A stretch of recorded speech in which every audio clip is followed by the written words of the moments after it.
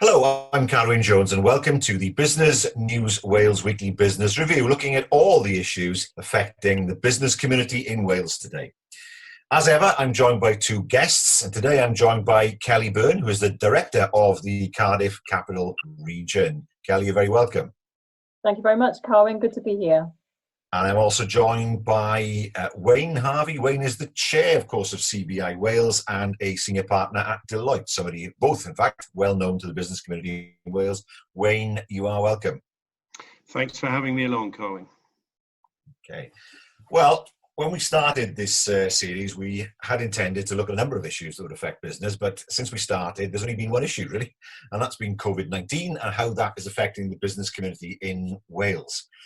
Now, there are lots of answers that are not yet clear in terms of what the future holds. But perhaps one of the issues we could look at is, what does it mean in terms of supply chains? One of the issues that's been raised is the fact that we've not been able to get the parts and supplies that we need in order to make masks, in order to get the PPE we need in the UK. Will this, do you think, lead to a rethink of what the supply chain should actually look like, and in particular, whether we'll see more localised supply chains in the future? Kellie, if I could start with you, what's been your what have you been hearing then from businesses? I mean, it's a really interesting point, isn't it? Because if only it was as easy as, let's just relocalise supply chains. I mean, it's a massive issue. Some work we've been doing with Innovate UK shows that in the med tech sector, the stuff we're trying to do with devices and diagnostics, even though we've got all the ingredients to create that really strong cluster in the Cardiff capital region, we're still bringing in about 60% of what we need from China at the moment. So, it's a big challenge, isn't it? And I don't think it's as easy as saying we stop, because we can't just do that. It's about how we create different conditions.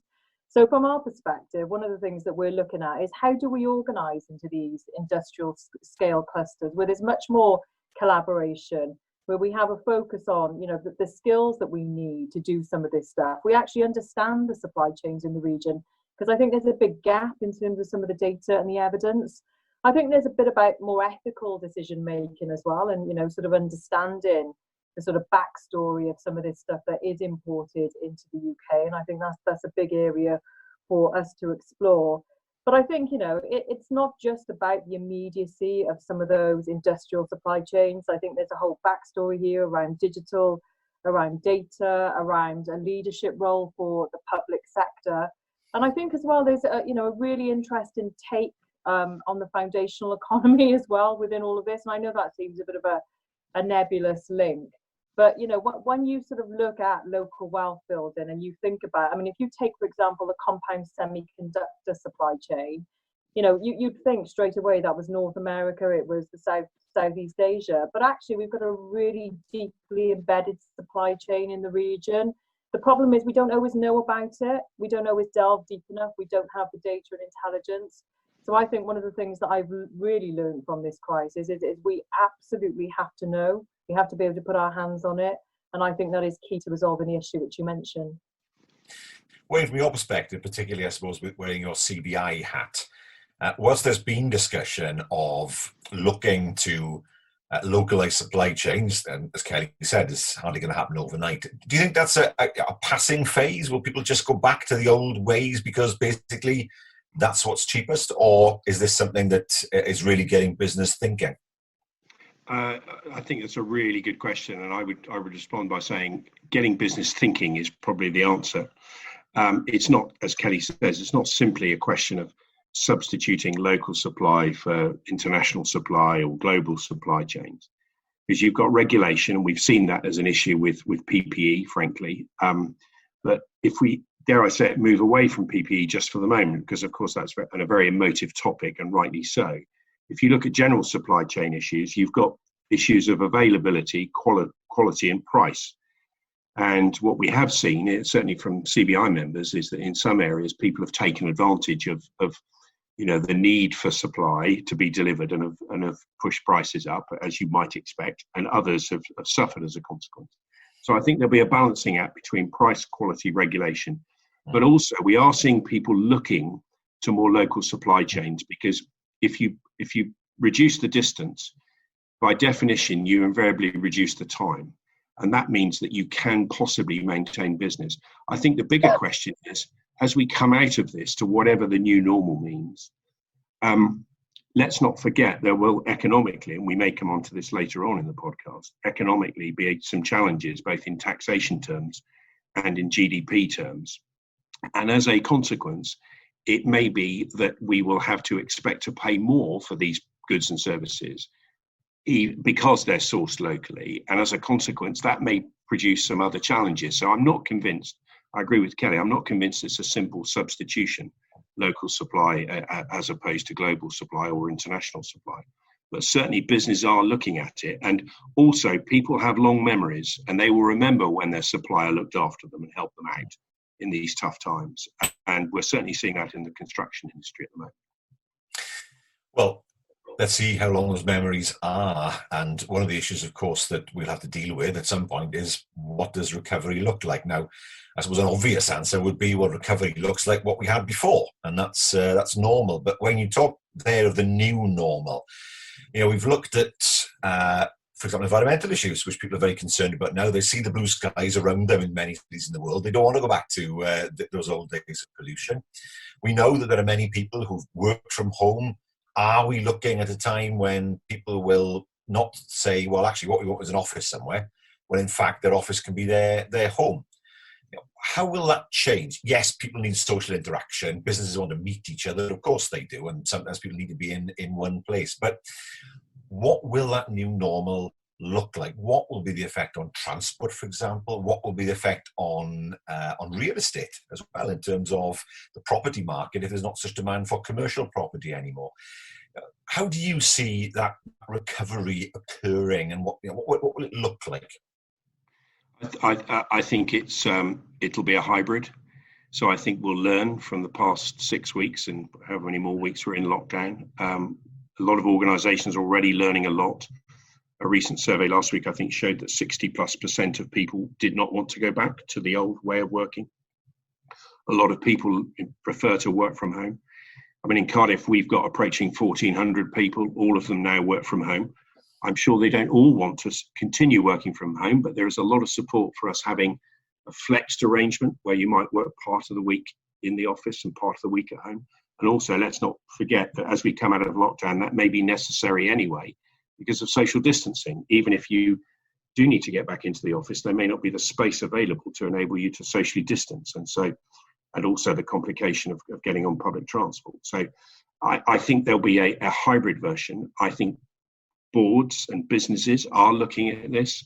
They're saying, what are our real estate needs? Not just for the next 6 months, but for the next 6 years.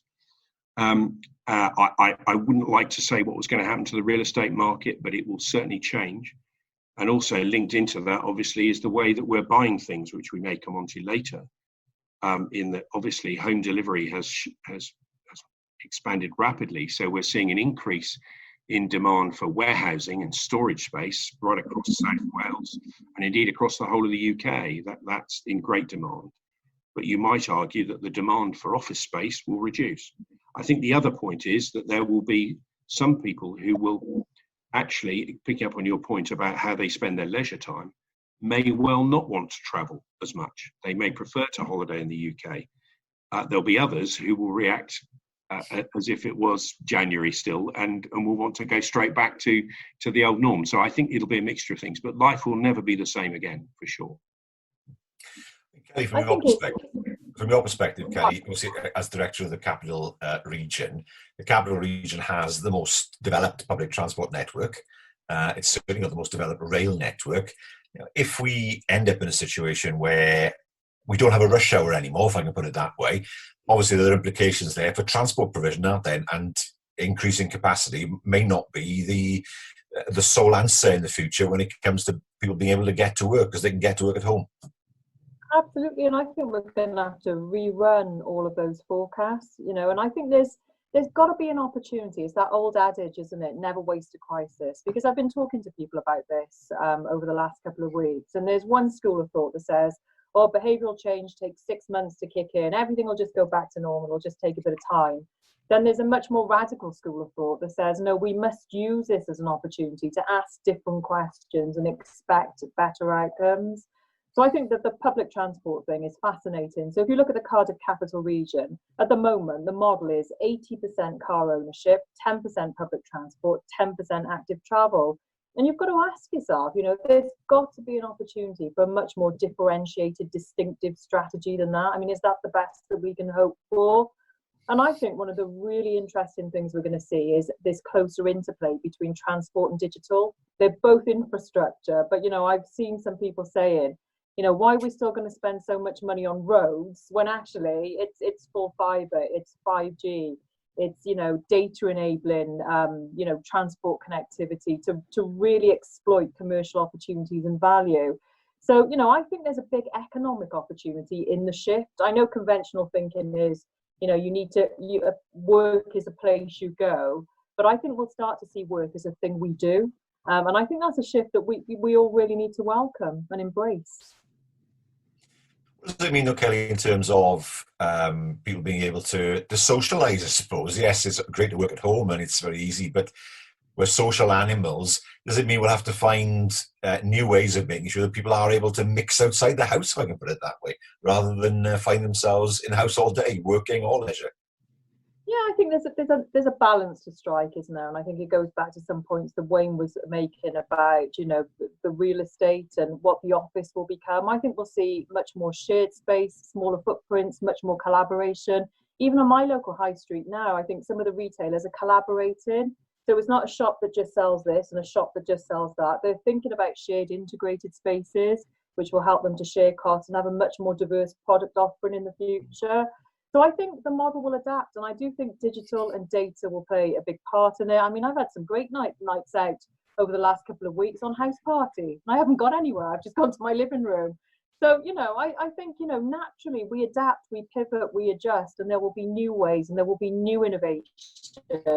And, I'm really, really interested in some of the new research and development, some of the new ideas that will come out of this, and trying to think hard about how we get behind and how we really catalyse some of that. Thanks. Wayne, just one point for me to ask you about before we move on to another topic. And that is, of course, if people work at home and have an office at home, there's an effect, isn't there, in terms of capital gains tax, if I remember rightly. A domestic premises is exempt from capital gains tax, but if you use part of it as an office, or the first domestic premises you have, if you've got a second home, it's not exempt, but the first domestic premises is exempt. But if you have an office, that part of the house you use for an office, that's not exempt from CGT, is it? Yeah, well, that's right. And with my tax partner hat on, I'd have to agree. It's something that people need to be a little wary of. It does depend to the extent upon which you claim the costs. But if you permanently have an office and you permanently charge relevant costs and a proportion of the maintenance and so on and so forth, you do get into problems. Although, I mean, it's an area, and I'm not suggesting this is a solution, but it is an area that some companies are already starting to look at, is might they compensate staff who, predominantly work at home with some additional reward, because of course they're using their premises anyway. And so actually there might be a counterbalance to the potential tax issues that you have. I think just picking up on the point there, though, as well, you do have this idea of social gathering, as you said, Carwyn, and I don't think anyone's quite got the answer to that. So if you do work from home, you do need to think about, if that's a long-term basis, how's it going to impact your tax position.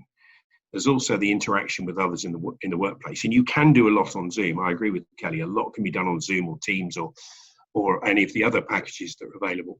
But we are an engaging race and an engaging set of animals on this planet, and there is quite a challenge there.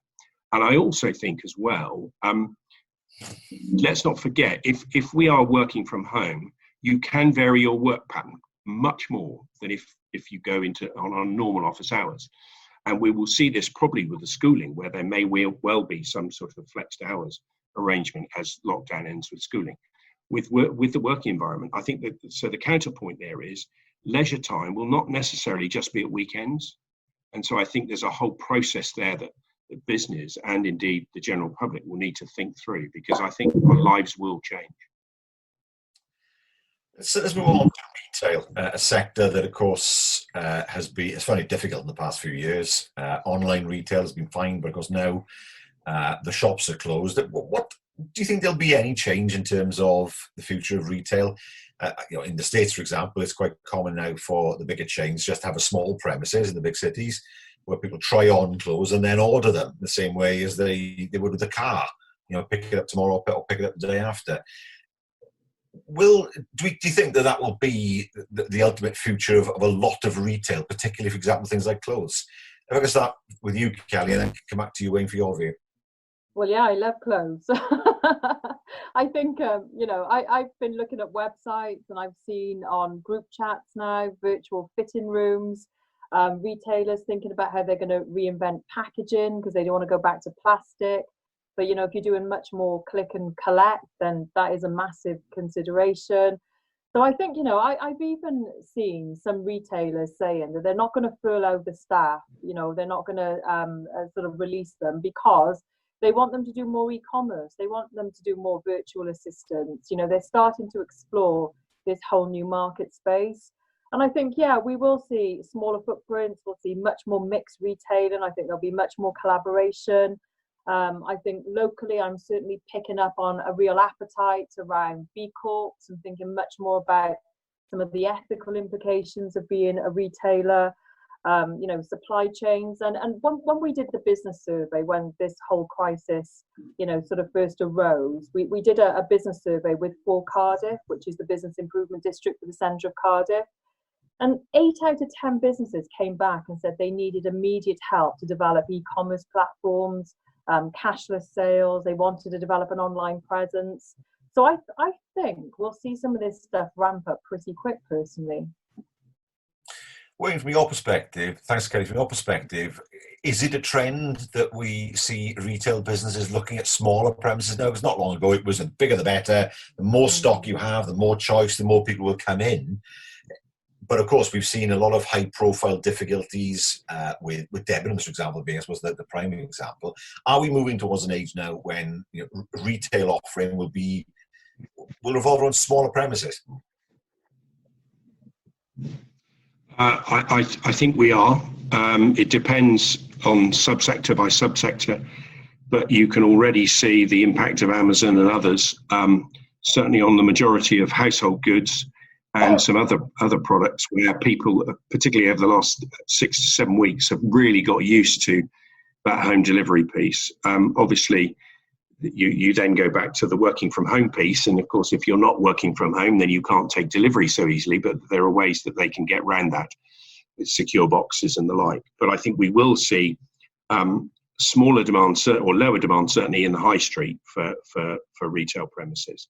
I think the other point here, and it relates to what Kellie was saying, around levels of consumption, because the unknown here from a behavioural perspective is, will the consumer still want to buy at the same levels that they were buying at 12 months ago, 6 months ago? And no one really knows the answer to that. The longer this becomes a problem, the more challenge I think there will be for the more repetitive end of purchasing. And dare I say, clothing, fashion wear in particular is an example of that. But equally, you can see other areas where buyers will be more active. But I think people will possibly try before they buy. They might try online, but they will possibly try in a smaller shop environment. I think we'll also see a different model, which says that a number of brands or ranges may be marketed by, not necessarily Amazon, but someone like Amazon, an intermediary, facilitate that sort of digital process that Kellie alluded to, so that you can still have a buying experience, because a lot of people historically enjoy that buying experience, but it's delivered in a different way. And it probably will mean that there are changes for both the high street and the retail parks. And I guess also what will potentially have an impact is the way in which we spend our leisure time, because very often the purchases relate to things that we use in our leisure time, and maybe buying trends will change. I personally think they will, but there are brighter people than me in the consulting world who look at these things, and they are they are intrigued at the moment by the reaction to. And again, it would depend on the sector. If you look at tourism, hospitality, and retail, will undoubtedly go through some change. Well, as somebody, as a man over 50 who is not quite as athletic as once he was, I can tell you that people like me have been driven out of most of the clothes shops over the years because they don't want this. So I've been shopping online for a while. You know, if there's one thing I'd like to do, I'd like to ban the word slim fit. Anything else. If I wanted to dress like a ballet dancer, then I would. And secondly, it doesn't look very good on me these days. It's those skinny jeans, Carwyn. Sorry? It's those it's you got this market of men in their 50s with a bit of money. They can't buy anything. I know. Unless you're prepared to your voice to go up an octave, really. But there we are. Moving on swiftly from that, Wayne, you and I were talking just before we came on about a particular industry that's doing very well at the moment, a sewing machine manufacturer who has seen demand go through the roof in the same way as I wouldn't mind being somebody who's milling flour at the moment, because I can't remember the last time I saw flour in the shops. And every buckwheat flour and spelt flour was so popular, but there we are. Where do we think, if I start with you first, Ben, Wayne, where do we think we will see industries come out of this actually having done quite well, and which are the ones who will suffer the most, do you think? Well, clearly, those who are focused on technology, either as the thing that they're effectively retailing or selling, or that use technology extensively in their business, are likely to be ahead of those that aren't using technology so well. And there are a number of examples there in terms of online retailers that you could point to. And indeed, some of the online retailers have seen, their turnover levels double over recent weeks. So they will undoubtedly come out of this pretty well and pretty quickly. Clearly, as we've seen already, the supermarkets have seen that their businesses thrive. And as you've just alluded to, Carwyn, I think we're all eating quite well, aren't we? And they're doing well off the back of it. But I think if you look across a broader spectrum, then it's those that are providing something potentially which is new and creative and something that's attractive. I also think, bluntly, those that supply to the health service, I think will be looking to possibly better times as the health service probably gears up. I think there'll be more support, not only from government, but also from the general public for an enhanced sort of spend and budget within the health service. And I think possibly people will start to look at, or businesses will start to look at those areas that really matter in terms of delivery and transport. I think the areas that will struggle, tourism, hospitality and leisure. Tourism probably less so, depending upon the particular part of the tourism sector. But hospitality and leisure is going to be quite a challenge. And that's clearly because if you look at it on a sector by sector basis, it is likely to be a lot longer before restrictions and provisions are in sectors as compared to certain sectors of industry. So I think it'll depend sector by sector, but I would see hospitality and leisure particularly being disadvantaged. Kellie, from your perspective, who will be the winners? Inevitably, not everybody will suffer, and even to the extent where it's quite difficult to get certain foods because people are bored and they want to try new stuff all the time. Where are those businesses that will find it difficult to emerge from this, and where are those who actually have found that this has not been particularly difficult for them, and in fact an advantage for them?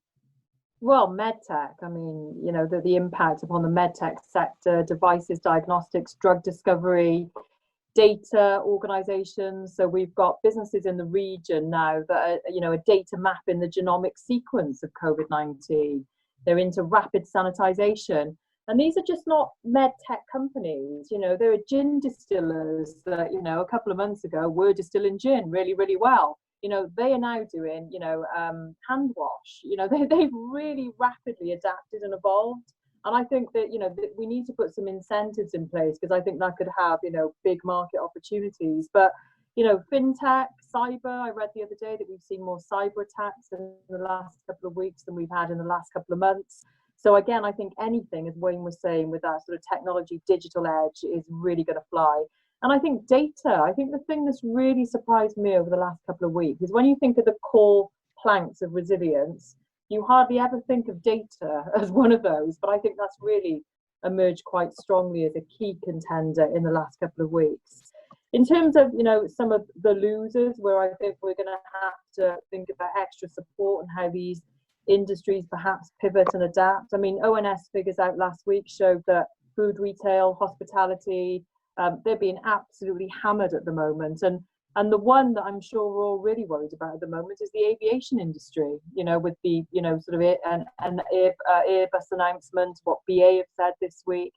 How will we go back to sort of flying in the way that we did? I've seen some prototypes, as I'm sure you all have, about how airplanes will look in the future, and there'll be sort of, 5 seats to every 2 people with a reversible one in the middle. I mean, how is that industry really going to adapt quickly enough for what is coming? So I think there has to be some major concerns there as well. Yeah, I suspect people will still want to travel. It's not something you can easily do online, is it? You still want to go and see it and experience it. It's a question of how you get there. I mean, airlines are not the most secure operations anyway. As we know from the past, they pretty much are on wing and prayer. Sometimes we forget that. But how quickly that sector will recover, we just don't know. One thing I'd like to cover finally, as in the time we've got left to us, is the question of infrastructure. We discussed it a few times. Kellie, you mentioned it there, and also Wayne earlier on. And we tend to think of infrastructure traditionally as roads, rail, ports, airports. But of course, there's one thing we know now, it's that connectivity, digital connectivity is more important than ever. And we've tended in the UK to muddle along a bit. Let's get the copper cables to sweat a little bit more. We'll add a bit of fibre to the copper rather than actually laying proper fibre optic cables and creating that kind of network. Do you think this is now an opportunity for us to rethink the way in which we provide the digital connectivity, and in which how we look at ultra-fast broadband, for example? Do we need to step up in terms of our ambition for digital connectivity in Wales? If I could start with you, Kellie, you just mentioned it there in the last comment, then I'll come back to you, Wayne, if I may. Absolutely, Carwyn. I think we've got a plan for a full fibre future. We've got to be much more muscular, I think, in terms of our ambition. I like that one. And I don't know. You should be a writer for a politician. And I don't know if this needs massive public subsidy either. I think there's a really active commercial market. I was talking to a really well-known investor yesterday, a pension company, and in terms of long-term investment, institutional, this is exactly where they're looking to put their money for the next 25 years. So I think there's a real enabling interventionist role for the public sector to sort of direct that kind of investment. But think about as well where perhaps we do need to line up. So rural areas, for example, where the commercial incentives are not going to be the same. 5G technologies, how can we establish, as I'm going back to the point that I made at the outset about the foundational economy and foundational renewal, how can technology impact the food sector, the farming sector, retail? How can the knowledge economy meet the foundational economy? I think that's a really, really interesting question, especially around 5G. So if you go back to your earlier question around transport and we think about the metro, whatever happens with our plans and ambitions for that transport infrastructure, we've got to make sure that digital infrastructure goes in as the fourth utility. So I think, really being ambitious, bold, thinking about how we can leverage massive private investment and make sure as well that our key sectors where we're trying to build sovereign technological capability, medtech, compound semiconductors, cyber, fintech, we've got to make sure that this is in as a key enabler, I think, as soon as we possibly can. It's an absolute priority from our perspective. That's Wayne, from your perspective, let's remember that 20 years ago, this had happened, we wouldn't be doing this now. There'd have been, if you wanted to have a video conference with somebody, you went to a studio and with an ISDN connection, it went down on a regular basis. And here we are now. But we know that if we're going to have a real step change in terms of connectivity, then it's going to need a lot of investment, particularly in rural areas. Otherwise, let's face it, you're not going to make money extending 5G to villages, some of our villages in rural Wales, and yet we don't want them to be disadvantaged. Do you see that? Do you see the fourth utility? Do you see that as being hugely important in the future?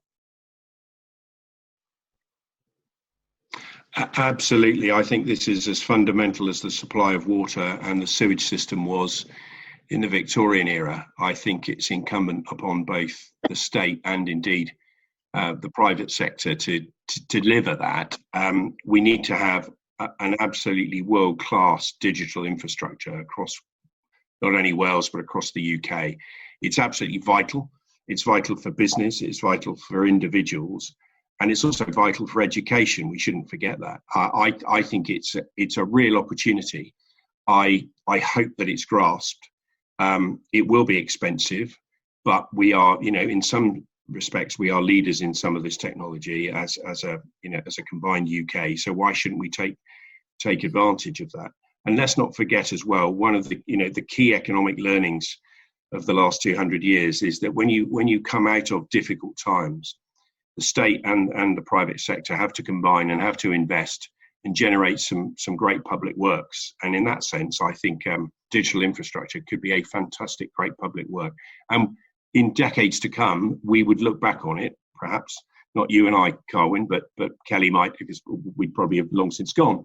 But we're back on it and say, actually, we did it. We set the all out for the future. I think it's a huge opportunity. So yes, fully support. Okay. We've come to the end of our time. It's been a really interesting discussion, lots of ideas there, and of course lots of things that we're going to have to plan for the future in terms of behavioural change, both personally and in the business community. Could I thank then my two guests today? First of all, Kellie Beirne. Kellie, thanks so much for joining us. Thank you very much, both. I really enjoyed it. Thank you. And Wayne, it's been great to have you on. Thank you very much, Carwyn and Kellie. Enjoyed it. And see you soon, Wayne, hopefully. Right. You've been listening to the Business News Wales Weekly Business Review with me, Harvey. Join next week as we look at the issues affecting the business community in Wales. In the meantime, stay safe.